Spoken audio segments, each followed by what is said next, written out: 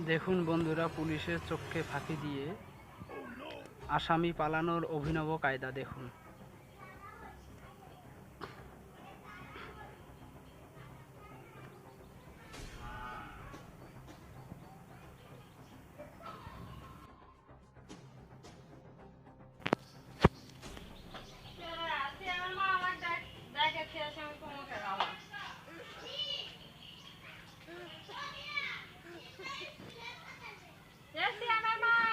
দেখুন